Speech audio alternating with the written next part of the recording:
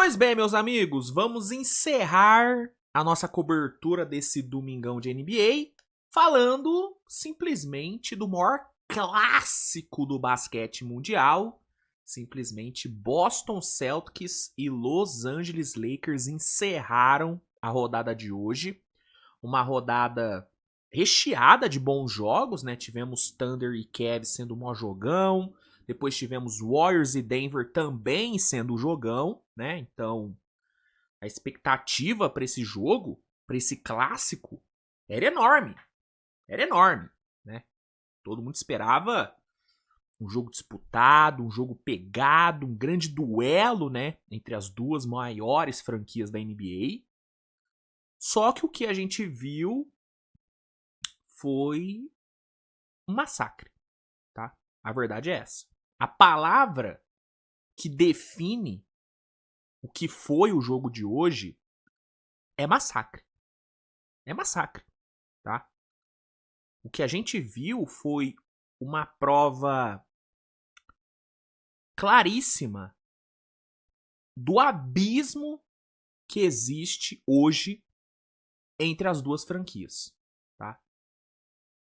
E o mais curioso e o que mais chama a atenção é que só uma das franquias estava sem seu melhor jogador.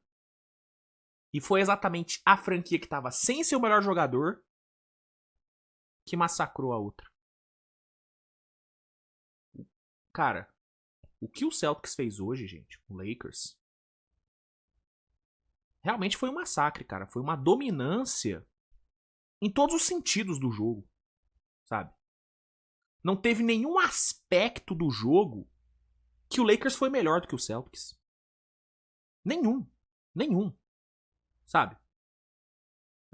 Desempenho coletivo, desempenho dos melhores jogadores, desempenho do técnico, intensidade, vontade, sabe, estratégia ofensiva, banco, nada. Nada. Entendeu? Nada que o Lakers fez hoje foi melhor do que o Celtics fez. E o Lakers estava completo. O Lakers jogava em casa. O Lakers estava com Luka, com LeBron, com Reeves, com todo mundo. Com todo mundo. E o Celtics, com o seu franchise player, com o seu melhor jogador, no banco, assistindo. Que é o Tatum. E mesmo sem ele, mesmo sem o Tatum, o Celtics fez o que quis em Los Angeles. Cara, foi... Assim, não vou falar que foi surpreendente, porque eu já esperava uma vitória do Celtics, tá? Eu acho que até que dava pra dar o favoritismo pro Lakers, pelo fator casa, por estar com o Luka e tal. Dava pra dar o favoritismo pro Lakers. Mas, olhando pra bola jogada dos times na temporada, pra mim era muito claro que o Celtics ia ganhar, tá? Mas eu admito, velho, que do jeito que foi, eu não esperava, sabe? Eu achei que o Lakers ia dar mais trabalho, sinceramente. Mas a real é que em nenhum momento o Lakers foi melhor do que o Celtics. Em nenhum momento. O Lakers ficou o jogo inteiro correndo atrás do Celtics. Né? Pegando aqui a porcentagem de tempo que o Celtics ficou na vantagem no jogo, cara, o Celtics liderou o jogo por 78% do tempo, cara. 78% do tempo o Celtics ficou na frente. A maior vantagem que o Lakers abriu no jogo foi de 5 pontos. A do Celtics foi 22. Você tá entendendo? O Celtics venceu o jogo em Los Angeles por 111-89, cara. Faltando 4 minutos pro jogo acabar, o Lakers estava com o banco em quadra. Porque o Celtics tinha acabado com a partida. Então, eu esperava uma vitória do Celtics, porque o Celtics joga mais do que o Lakers, o Celtics é melhor time do que o Lakers, o Celtics é muito mais bem treinado do que o Lakers. Mas do jeito que foi, cara, eu não esperava não. Eu realmente achei que o Lakers poderia ser mais competitivo, mas não foi. Não foi. E eu sei que alguns torcedores do Lakers vão vir aqui nos comentários e vão querer justificar o que aconteceu hoje com a arbitragem errou em tal lance, a arbitragem não marcou um goaltend do Ketá, que poderia ter sido marcado sim. Poderia ter sido marcado aquele goaltend do Ketá. Na verdade, 2 goaltends, né? Teve um num toco que ele deu no LeBron, que eu achei goaltend, e um outro onde ele claramente botou a mão por dentro do aro e a arbitragem poderia ter marcado interferência ali. Apesar dele não ter interferido na trajetória da bola, poderia ter sido marcada interferência. Poderia. Ah, o Jaylen Brown empurrou o jogador do Lakers na hora do arremesso. O Peyton Pritchard empurrou o Vanderbilt naquele ankle breaker humilhante que ele aplicou. Beleza. Tá? Realmente a arbitragem errou em alguns lances. Assim como errou também em alguns lances contra o Celtics. Que não foram... podem não ter sido tão polêmicos, mas a arbitragem também errou contra o Celtics em alguns momentos. Pode ter errado mais contra o Lakers. Não tô tirando isso. Mas, com todo respeito, você querer justificar a dominância que o Celtics teve hoje com erros da arbitragem, desculpa, primeiro, você não reconhecer o mérito do adversário, tá? É você não reconhecer a diferença que existe entre os dois times, e é você querer tapar o sol com a peneira, gente. Com todo respeito. O que fez o Lakers ser atropelado hoje não foi a arbitragem.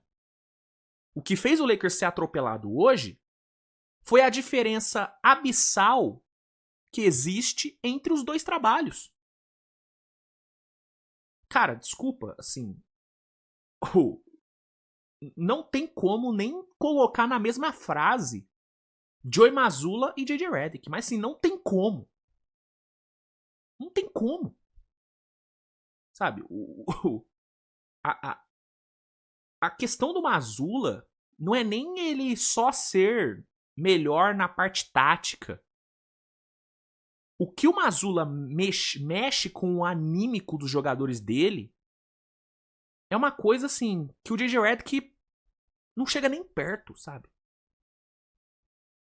Você vê o Mazzulla durante o jogo, você vê os jogadores do Celtics olhando pro Mazzulla, você vê que os caras, mano, é uma conexão que existe entre jogador e técnico que, cara, assim, você não vê nada nem perto disso no Lakers, cara.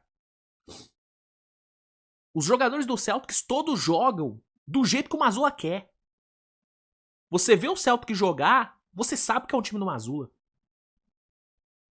Porque a gente tá falando de um técnico que não é que ele só treina o time. Ele cria cultura. Existe uma cultura criada pelo Mazzulla nesse time do Celtics. Coisa que no Lakers não passa perto de existir. Essa intensidade que o Celtics aplica, essa vontade que os jogadores do Celtics têm em cada posse, é cultura estabelecida pelo Mazzulla. E é algo que foi construído desde o primeiro dia dele como head coach. E que nessa temporada parece que chegou no ápice. Esse é disparado o melhor trabalho do Mazzulla com o Celtics. E curiosamente, é o pior Celtics que ele já treinou. Em termos de peças à disposição, é o Celtics menos talentoso da era Mazzulla. Só que é, na minha opinião, o que mais beira a perfeição do que o Mazzulla quer. Entende? É o Celtics mais Mazzulla da era Mazzulla. Mesmo sendo o Celtics menos talentoso da era Mazzulla. E isso diz muito sobre o que é o Joey Mazzulla, sobre o quão bizarro de bom ele é. Ele é absurdamente bom. E quando você coloca frente a frente um time como o Celtics, que tem cultura estabelecida, que tem um grande técnico, que tem um ótimo elenco, que tem jogadores impactantes, com um time que tem ali 3 peças individuais absurdas, mas que o restante não acompanha, e tem um técnico que não conseguiu instaurar nada no time, que não consegue dar uma identidade pro time, que não consegue mexer no anímico do time. Quando você coloca esses dois times frente a frente, o resultado só pode ser um, que é massacre do time que tem uma cultura. Então você pode vir aqui apontar erros da arbitragem, beleza, pode. Mas, cara, desculpa, não é isso que fez o 111 a 89 não foi por conta disso. Sabe? O 111 a 89 foi por conta do fato do Peyton Pritchard sozinho ter marcado mais pontos que o banco inteiro do Lakers. Um banco composto por 2, 3, 4, 5, 6, 7, por 8 jogadores, não chegou perto de pontuar o mesmo que um jogador do banco do Celtics fez. O Peyton Pritchard marcou em 38 minutos 30 pontos. 6 bolas de 3. 8 assistências. O Peyton Pritchard, ele destruiu o Lakers. Ele destruiu o Reeves, ele destruiu o Vanderbilt, ele destruiu o Hashimura, ele passou por cima de todo mundo. De todo mundo. O 111 a 89 aconteceu porque o Neemias Queta pareceu o Shaquille O'Neal em comparação ao DeAndre Ayton. Parecia que era o Shaquille O'Neal enfrentando... Pô, pensar num pivô ruim aqui. Enfrentando o DeAndre Ayton. Pensando em pivô ruim. O DeAndre Ayton. Enquanto o Neemias Queta terminou o jogo com 12 rebotes, 3 tocos, 4 rebotes ofensivos, DeAndre Ayton pegou 7 rebotes.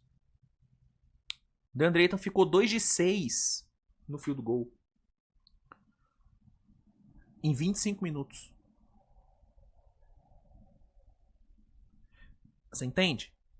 O 111 a 89 aconteceu porque o Jaylen Brown, candidato a MVP, mesmo numa noite onde ele não foi tão brilhante no ataque como em outras noites, ele meteu 32 pontos, acertando 10 de 28 nos arremessos, 3 de 9 para 3, dando 7 assistências, roubando 3 bolas e pegando 8 rebotes, indo 12 vezes pro lance livre. Em contrapartida, do outro lado, você teve, por exemplo, um LeBron marcando 20 pontos em 21 arremessos. Né? Você teve um Austin Reeves acertando 4 arremessos no jogo. 4 arremessos convertidos em 32 minutos. Você teve um próprio Luka que, assim, longe de ser culpado, Luka, tá? Longe, tá? Se o Lakers chegou a competir ali no primeiro quarto, foi por conta do Luka, que carregou esse ataque sozinho. Mas mesmo o Luka, em 33 minutos, ficou 9 de 22 nos arremessos. Sabe? Tipo assim, com todo respeito, me aponta aí uma jogada do Luka no segundo tempo. Não vem nada, cara. O do Brown, você consegue puxar, né? As bolas de 3 que ele converteu, as end ones que ele conseguiu. Você consegue lembrar das jogadas do Jaylen Brown no segundo tempo. Do Lucas você não lembra de nenhuma jogada. Sabe? Cara, mano, não tem nada que o Lakers fez melhor do que o Celtics hoje, cara. O melhor jogador do Celtics foi muito melhor do que o melhor jogador do Lakers. O segundo melhor jogador do Celtics foi muito melhor do que o segundo melhor jogador do Lakers. Entendeu? O banco do Celtics com o Peyton Pritchard foi infinitamente melhor do que o do Lakers. Tudo foi melhor. E aí eu tô falando do Pritchard como representante do banco do Celtics, mas o Gonzalez... mas o Gonzalez não pontuou. Beleza, não pontuou. Mas o impacto que ele teve na defesa, tendo que marcar o Reeves e o Luka, foi bizarro. Foi bizarro. Não à toa, terminou com mais 5 de plus-minus. Mesmo marcando 4 pontos no jogo. Eu tô falando do Peyton Pritchard. Nikola Vucevic jogou 21 minutos, 9 pontos, 8 rebotes, mais 15 de plus-minus. Tá entendendo? Aí você vai pro banco do Lakers. Vamos lá. Hashimura, 2 de 7. Vanderbilt, 1 de 3. Laravia, 2 de 2. Ó, Laravia foi bem, hein? 2 de 2. O Reis nem jogou. Jogou 5 minutos ali no garbage time. Luke Kennard, o sniper Luke Kennard, né? O cara que foi contratado pra arremessar. Arremessou 2 bolas de 3 no jogo inteiro, em 22 minutos.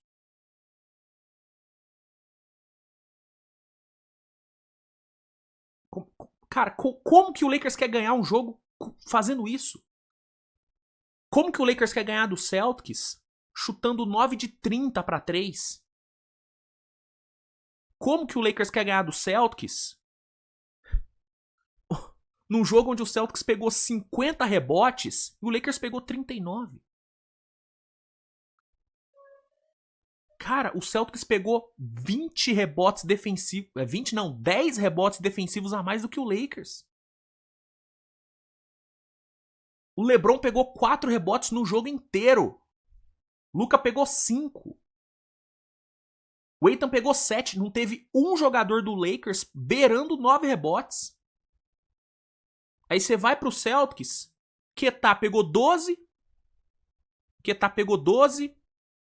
Jaylen Brown pegou 8. O Sam Hauser pegou 6. O Vucevic pegou 8. O Pritchard pegou 4.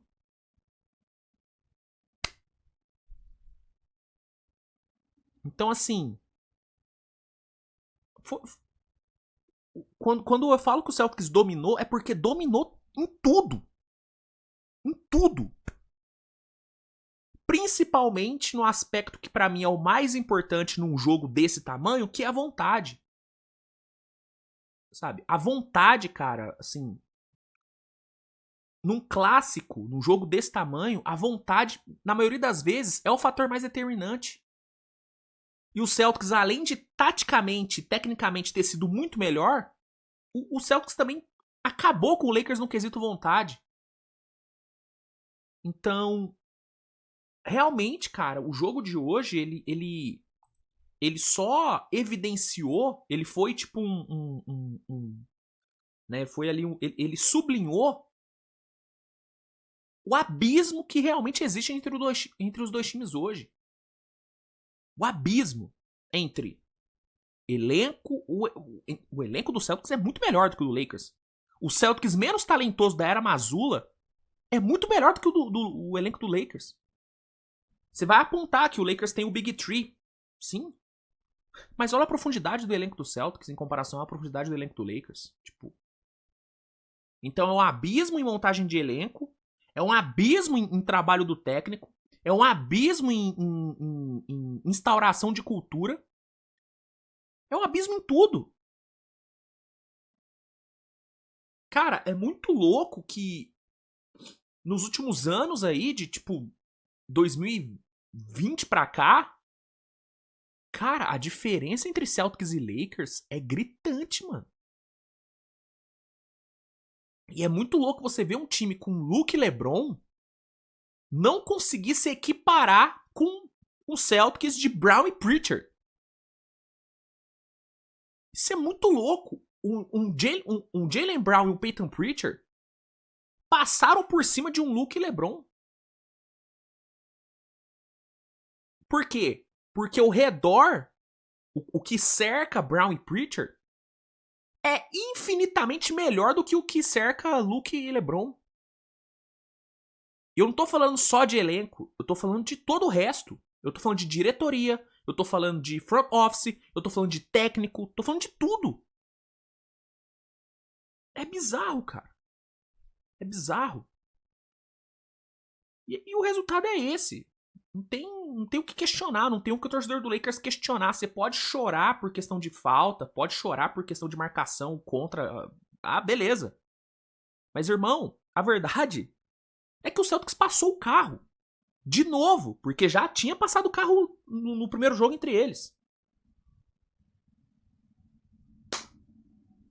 E o que deve revoltar o torcedor do Lakers, ou pelo menos deveria revoltar o torcedor do Lakers, é ver que o time não fez nada pra melhorar o elenco na deadline. Nada. Ah, mas tá pensando na próxima off-season. Irmão, desculpa, cara. Eu não consigo achar ok você desperdiçar um ano de Luke e LeBron juntos. Eu não consigo achar ok isso. Não consigo. Olha o Celtics, cara. No ano que era pra ser sabático, olha o que o Celtics fez na deadline. Pegou o Vucevic ali. Deu uma aliviada financeira trocando a Anthony Simons. Melhorou. Por quê? Porque o Celtics não quer desperdiçar. Não quer perder. Não quer desperdiçar a chance de ser campeão. O Celtics vai brigar por título esse ano, gente. Tá? Não sei se vocês já. Se vocês entenderam, mas o Celtics vai brigar por título. Tá? Vai começar o playoff, o Celtics vai ser candidato a título. Jogando do jeito que joga, com o Tatum voltando daqui a pouco, o Celtics vai brigar por título. No ano que era pra ser sabático.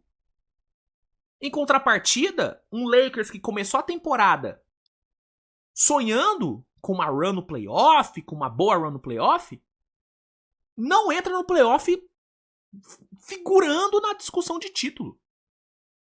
A realidade é essa, gente. Se você acha que o Lakers, do jeito que joga, tem chance de fazer uma run profunda em playoff, de chegar longe no playoff, cara, assim, você é o cara mais otimista do mundo. Porque não tem como, cara. Não tem como. E essa é a diferença dos dois times hoje, das duas franquias. Enfim, é isso, cara. Assim, uma massacre do Celtics, trabalho absurdo no Mazzulla. E o Lakers, cara, de novo, o Lakers pega um candidato a título, pega um time com aspirações de título e é amassado. E é amassado. Foi assim contra o KC, agora contra o Celtics. É isso, cara. O Lakers vai pro playoff? Vai. Vai ter seed alta? Deve ter seed alta. Deve ter uma seed 3, seed 4. Vai classificar. Vai classificar. Mas, irmão, no playoff, um time que não consegue igualar na intensidade com o outro, um time que depende exclusivamente do talento individual de 3 jogadores, desculpa, eu não consigo confiar. Não consigo confiar. Pode me chamar de hater, eu não consigo confiar. Em contrapartida, eu olho pro Celtics e imagino esse time com o Tatum de volta. Eu consigo imaginar esse Celtics ganhando de qualquer time do leste, cara. Eu consigo imaginar o Celtics ganhando de qualquer... Eu consigo visualizar... Faça esse exercício, fecha o olho. Fecha o olho. Você consegue visualizar o Lakers numa final da NBA? Eu não consigo. Agora, você consegue visualizar o Celtics na final da NBA? Eu consigo fácil. Fácil. Essa é a diferença dos times. Enfim, rapaziada, é isso. Vitória azaça do Celtics. Jogaço do Celtics. Peyton Pritchard é um monstro de jogador. Monstro, joga pra caralho. E o Mazzulla é... O Mazzulla é sacanagem, cara. O Mazzulla é uma sacanagem, tá? Comenta aí o que você achou do jogo, que é muito importante. Se inscreva no canal, deixa o like no vídeo. Não se esqueça de usar o cupom SWISH10 na Centauro para garantir um desconto de 10% nas suas compras. Ajuda bastante, então vai lá.